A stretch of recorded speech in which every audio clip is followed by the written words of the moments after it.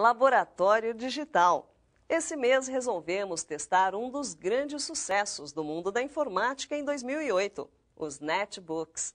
Eles são pequenos, mas dão conta de boa parte das tarefas de qualquer computador.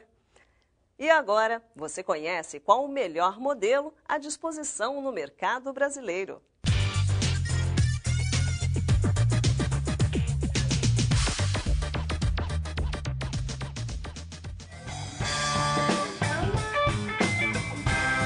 Quem inaugurou a era dos netbooks foram os Classmate PC, aqueles pequenos computadores criados pela Intel com fins educacionais. A Asus, empresa de Taiwan, pegou a plataforma, mudou a cara e ofereceu ao mercado. Resultado: sucesso imediato. A ideia ganhou força redobrada esse ano com a chegada dos processadores Atom, que oferecem muito mais desempenho aos atuais netbooks. Com o caminho para as vendas aberto, outros competidores entraram no mercado. Nos Estados Unidos, praticamente todas as grandes marcas têm modelos de netbooks. No Brasil, a tendência está chegando e nós selecionamos os melhores representantes desses diminutos computadores.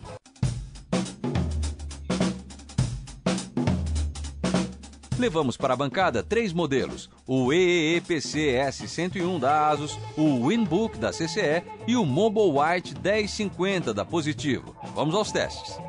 A primeira diferença entre eles está no sistema de armazenamento de dados. Os modelos da CCE e da Positivo trazem um disco rígido tradicional, parecido com o usado nos notebooks normais. São HDs com 120 GB de capacidade. A máquina da Asus numa outra direção, um módulo de memória flash que os técnicos chamam de SSD. Em inglês, Solid State Drive, algo como disco em estado sólido. O problema é a capacidade. Enquanto os HDs tradicionais da CCE e da Positivo oferecem 120 GB, esse da Asus tem apenas 16 GB. Desempenho. Usamos alguns programas padrão para avaliar esse item, entre eles o Sysmark e o AutoGK. Aí apareceu o primeiro problema para o Asus. Seu disco é tão pequeno, com 16 GB, que ele não foi capaz de rodar o Sysmark. CCE e Positivo foram bem semelhantes, com uma ligeira vantagem para o aparelho da CCE nas aplicações envolvendo imagem. Já o da Positivo se deu melhor no desempenho geral. Teclado. Esses são computadores super compactos e, portanto, seus teclados também têm dimensões reduzidas. Para quem não gosta disso, pode ser um grande incômodo. Porém, para nossa surpresa, o tamanho menor não significou teclados ruins, não. O mais confortável foi o da Asus. Em segundo lugar, veio o da Positivo. Por último, ficou a CCE, que optou por aumentar o tamanho de algumas teclas e reduzir outras que são menos usadas. O resultado é que talvez você demore um pouco mais a se acostumar com a digitação. Autonomia.